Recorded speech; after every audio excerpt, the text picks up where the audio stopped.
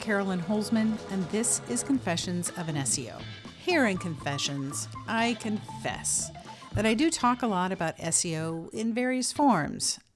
Testing, stories, rants, some new things and some non-SEO things. But either way, expect that anything I talk about will be done with plain talk and very little engineering mumbo jumbo. Now, why is it important for me to mention that? Because for myself, I know I learn and retain information the best when topics are laid out in very plain speak. So it's my intention that after each episode, all of us, you, me, we both walk away with maybe improved, workable definitions and understanding of what we do. Welcome to Season 5, Episode 15 of Confessions of an SEO. And guess what? In the course of last week, I was asked to find out how many episodes overall that there are for Confessions of an SEO. Well, this episode, the one you're listening to right now, is the 200th episode. Wow, I had no idea. You know, one year in there was a little bit rougher than the others, but pretty much, you know, I've been here talking to myself with the mic on in a room for what feels like a pretty cool milestone. I think this deserves one of those anniversary cupcakes that looks like a plant in a flower pot that you can eat the whole thing. Yes, that is what I'm probably going to go get. Okay, so I think this week I have two topics that popped up, and upon reflection, I think they both deserve their own episode. So I'm not going to try and cram them all in together. So one is about common misconceptions about content indexers. And the other is a bit of a hunch about Search Console data in relation to search result page volatility in the weather tools. You know, we like to call that SEO weather. Now, I flipped a coin and indexers won the week. So next week I'll share my hunch and I'll have another week of data underneath my belt. Now, for those that don't already know, I have an ongoing research project on Google's indexation system. I've been collecting indexation data from tests for at least 3.5 years.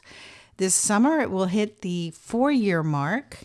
And as I say that, it's kind of weird because I could have sworn I started the research project before the podcast. And I would have definitely lost that bet, even though I was there.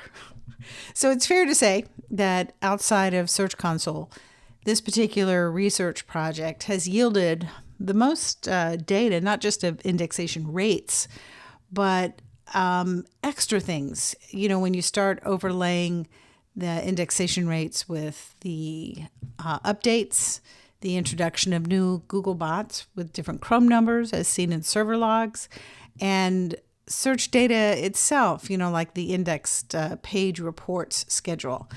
This data has even been referenced in a legal case where a business accused an SEO agency of not doing what they were being paid to do because the client couldn't find their new domain pages in Google. They'd not been indexed within 2 weeks of launch. And it turns out that the site was launched during an update, and nothing was getting updated when that particular one was rolling out. So, you know, like when you're running an agency, it's hard to keep notes on everything. So part of my intention of this research was to provide a body of work as a third party, you know, something that could be used in an agnostic way. I'm clearly not a shill for Google or for any particular SEO. And this work can provide evidence of what else might be in play. For instance, when a business owner wants to blame the SEO for something that was Google's doing.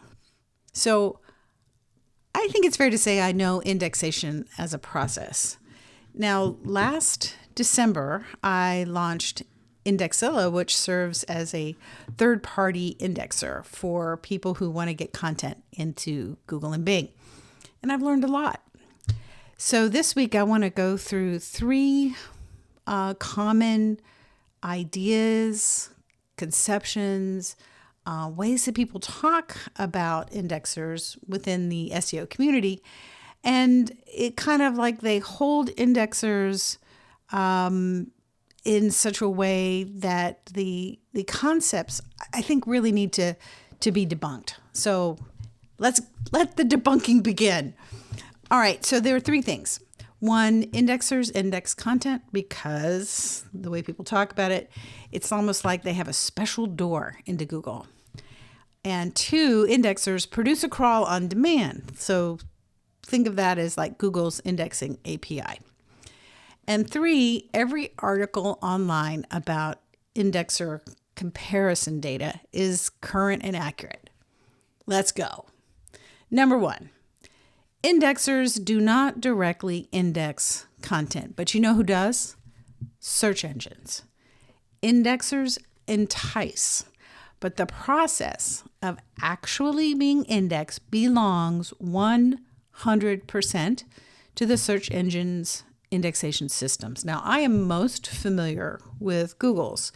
Their systems comprised of 3 subsystems. Now they did start referencing a 4th system that kind of dips down into it, but in my opinion, it's not officially part of the system. The subsystems are, they call them the crawling system, indexing system, and serving system. Most in our industry don't worry too much about how precisely we speak about these distinct and separate systems because, frankly, there's no more money in it if you don't, right? At least not for those who, for most, kind of like look at what I do as the equivalent of watching grass grow. Now, it's far more sexy to be out there getting clients, ranking in the number 1 position. And don't get me wrong, those are the sexy aspects of SEO, but none of it is possible without getting into the index and being served, which is about being found when people look for what you do. I'm sort of like the grammar police. Let's be clear. If we're clear about each of these systems, you can recognize which one may be impacting your projects positively or in many cases negatively. The subtlety is in the details. There is no special door into Google that indexers have figured out. Much like Highlander, there can only be one. Content must be crawled. It's important. If you're having trouble with finding your content in the SERPs, your first stop should be the server logs. That's the only way that you can be sure. Now, do not trust tools. Trust your own eyes. Look at your own damn logs.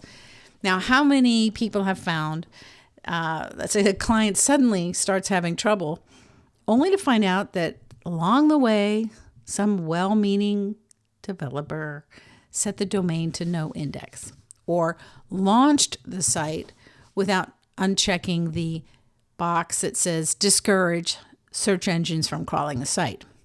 So it's kind of like this.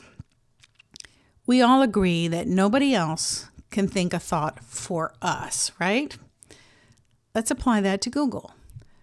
Nobody can crawl content for Google other than Google.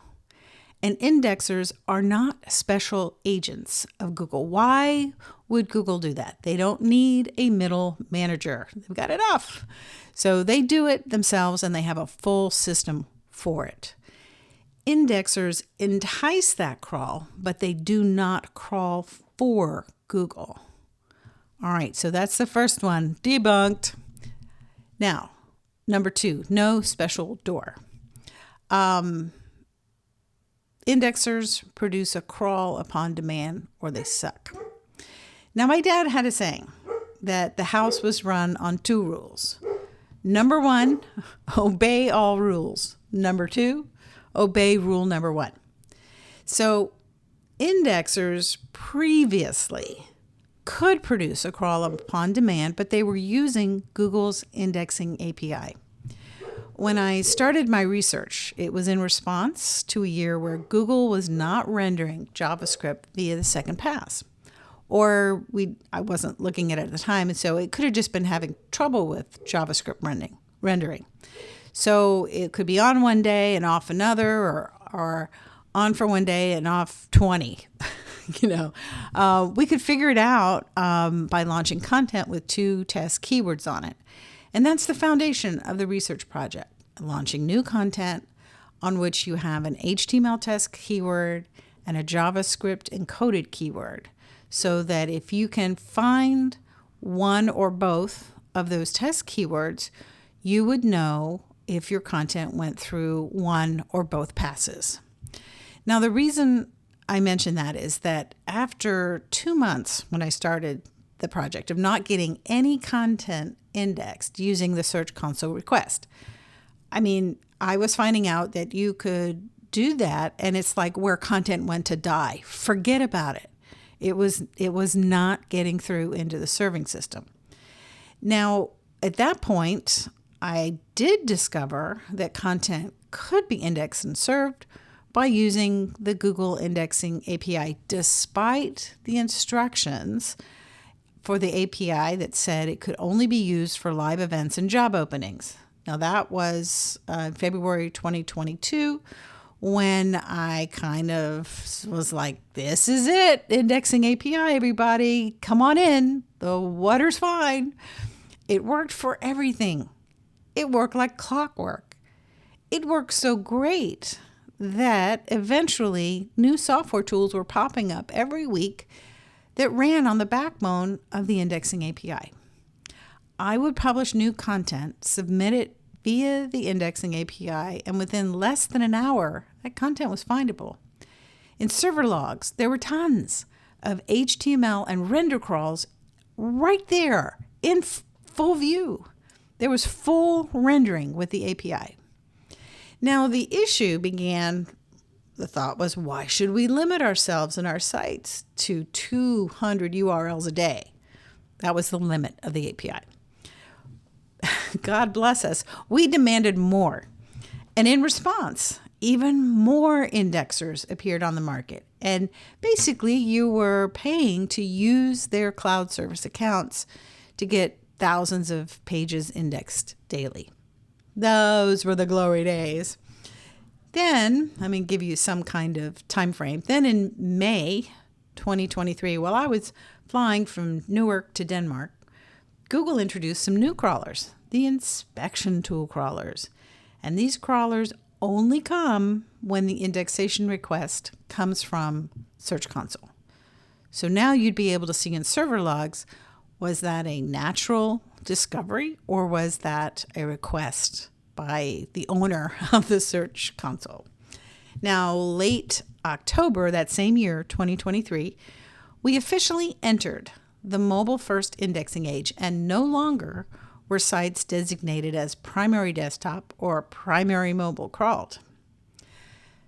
In December 5th, 2023, the bot behavior of the indexing API changed, like suddenly. Just not for nothing, that was also when I think that was the second of the helpful content updates started running on that same day. Coincidence? I don't think so.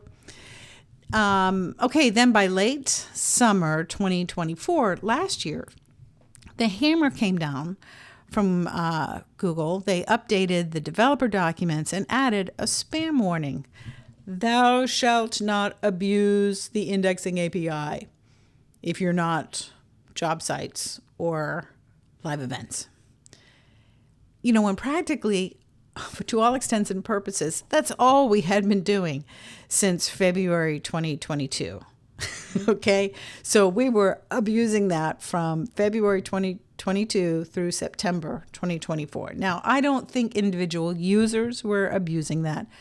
I do think from a tool standpoint, being able to, I guess, combine all your cloud service accounts and charge people for that, I can see that that might be categorized as abuse of the API.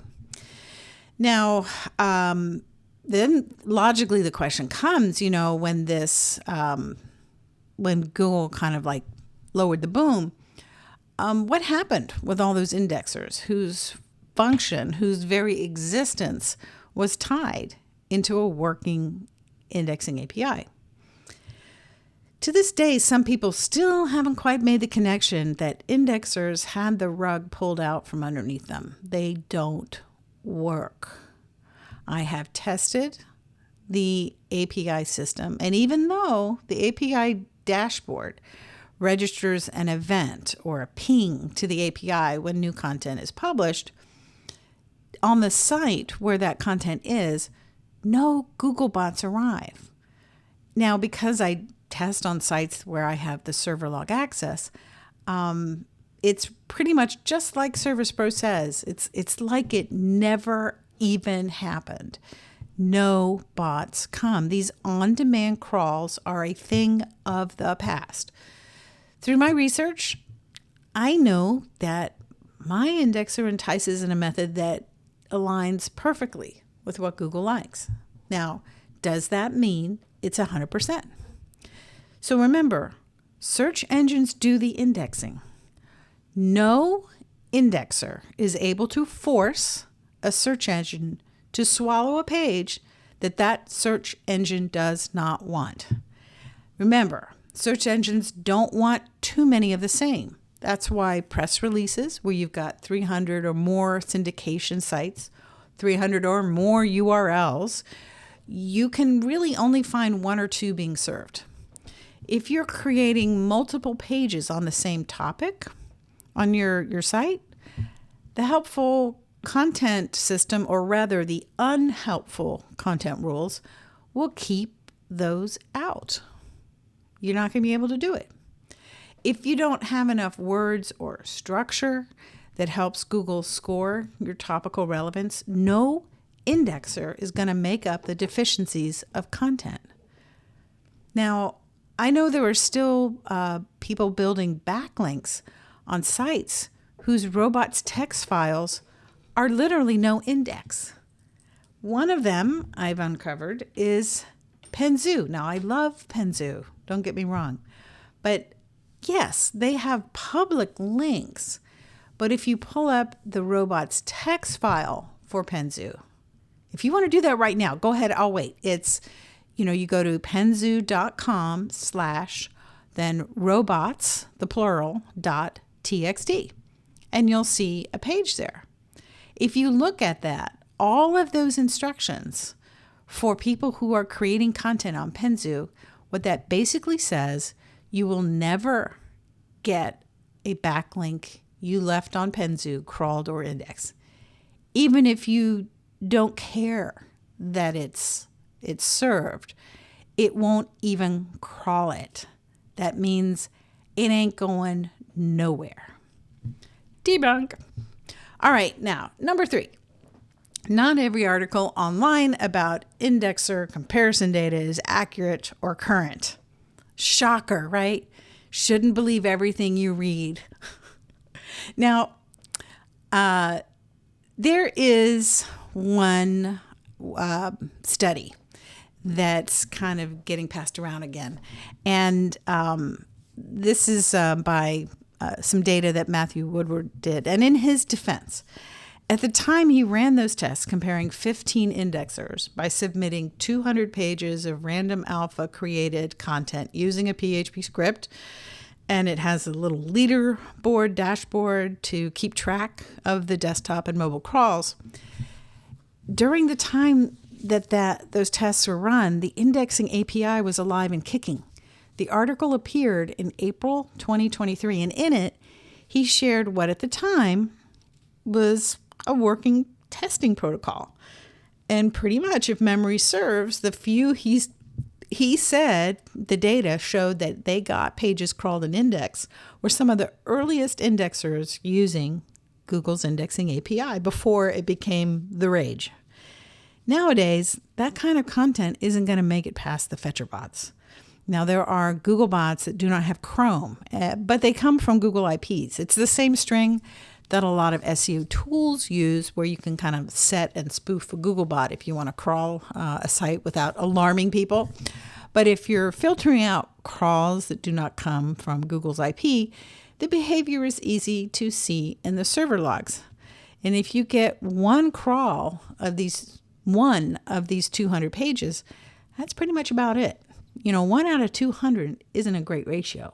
But I submit that it's the content on these test pages now, which is at the heart of the test setup, that's no longer able to provide viable feedback that contributes, that when people see this, they contribute the failure as a failure of the indexer.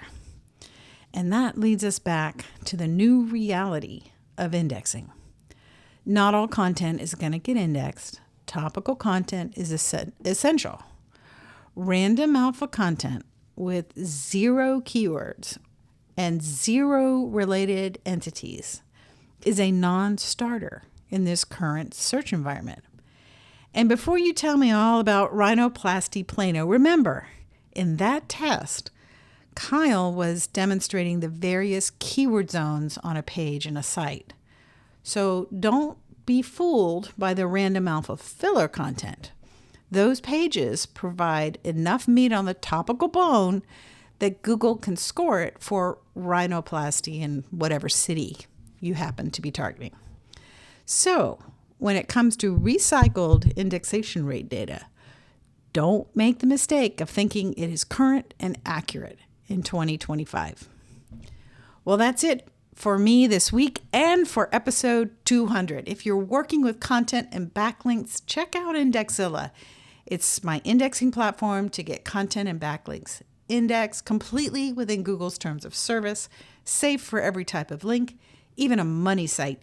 You can find it at indexilla.io, and there are trial accounts that come with 25 credits, 1 credit per URL submission within the first month. If you've got questions about your site, my specialty is forensic SEO. If you need to get a fresh take on why things are happening as they are or not happening as they should, reach out. And if you want to stay on the cutting edge of the state of indexing, check out Crawl or No Crawl on Substack. You can find it by searching for it, Crawl or No Crawl, and it's even got its own knowledge graph. Thank you for being a listener. See you next week for more SEO conversations, observations, and stories. If you have questions about today's topic, you can reach out and text your question to confessions at 512-222-3132. Thanks again, and until next week, I'll see you in the SERPs.